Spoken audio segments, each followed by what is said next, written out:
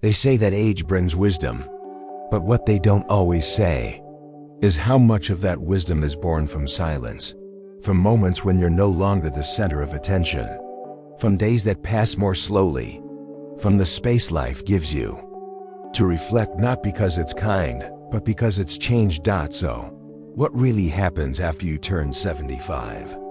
What does life whisper when the noise fades and the calendar clears? Welcome to the Silver Library, a sanctuary where we explore the quiet truths of aging with grace, strength, and honesty. Today, we're diving into 5 rarely discussed but deeply felt realities of life after 75. These are not problems to be solved, but truths to be understood. Stay with me until the end. You might just walk away with a new sense of peace and maybe a few things you wish someone had told you sooner. 1. Friendships change, sometimes without saying goodbye. At 45, you might have had a dozen people you could call for coffee on a whim. At 60, maybe fewer, but at 75, you may look around and wonder, where did everyone go? Some friends move away closer to grandchildren or to sunnier places where snow never falls. Others get caught in their own battles: health, family, loss. And a few are no longer here at all. There's often no announcement. No, this is the last lunch we'll ever have. Just a quiet absence, a silence where a voice used to be. But this is not the end of connection. It's an invitation to be intentional. To call that cousin you haven't spoken to in years. To write a letter, even if it's short. To start a weekly breakfast with your neighbor. Don't wait for someone else to reach out. At 75, friendship is less about quantity and more about quality. And remember, it's never too late to make a new friend, even at 80, 90, or beyond. Sometimes the best friendships bloom in the calm after the storm. 2. The body asks you to listen, not just push. At 50, you could garden all afternoon and bounce back the next day. At 60, you felt a few aches but pushed through. But now every movement demands more intention. A small misstep on the stairs can turn into weeks of healing. A simple cold can become a hospital visit. Your muscles recover slower. Your joints whisper things they never did before. But that doesn't mean your body has failed you. It means it's asking for partnership, not dominance. Move, yes, but move wisely. Stretch every morning. Walk in the sun. Lift light weights, even cans of soup if you need to. Eat foods that nourish, not just satisfy. Hydrate like it's your job. Rest when your body says, enough. This isn't surrender, it's cooperation with the only vessel you have. Your body, even now, is capable of beauty, strength, and joy, if you treat it with patience. 3. Asking for help isn't weakness, it's intelligence. This may be the hardest lesson. You spent your life being the helper. You raised kids, ran households, maybe managed teams or businesses. So when you now find yourself needing help with the simplest tasks, it stings. Getting dressed on tough mornings, reaching that one high shelf, reading small print, remembering a name or an appointment. There's a voice that says, don't be a burden, but that voice is lying. Here's the truth. Asking for help is not admitting defeat. It's choosing to stay in the game. It's saying, I want to keep going, and I'm smart enough to know I don't have to do it alone. Your children want to help more than you think. Your neighbors care. And the tools we now have: grabbers, hearing aids, video calls, meal delivery, they exist so you can keep doing what matters most. Pride is not independence. Wisdom is for. The world may stop seeing you unless you remind it you're still here. Here's something no one tells you. After 75, you may feel invisible.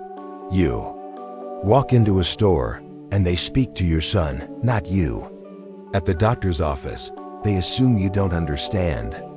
At family dinners, your stories get cut short. It's not always out of disrespect. It's just the pace of the world. Fast, impatient, focused on the young. But don't let it make you small. Speak up when you're overlooked. Share your stories. Even when no one asks. Dress in bold colors. Laugh loudly. Ask questions. Make eye contact. Take up space. You have lived through wars, recessions, revolutions, and reinventions. You have lost, loved, learned, and endured. Your presence has weight. But the world won't always see it unless you insist on being seen. 5. Quiet days stir the soul, sometimes in beautiful, sometimes in painful ways when life slows down after retirement, after kids grow up, after your social circle thins. You may find yourself face to face with silence. And in that silence, old memories echo. The loves you had, the regrets you carry, the what-ifs that never found closure. It can be heavy. There are days when loneliness creeps in like a fog you can't quite shake. When you wonder if your best moments are already behind you. But here's the truth. Silence is also space.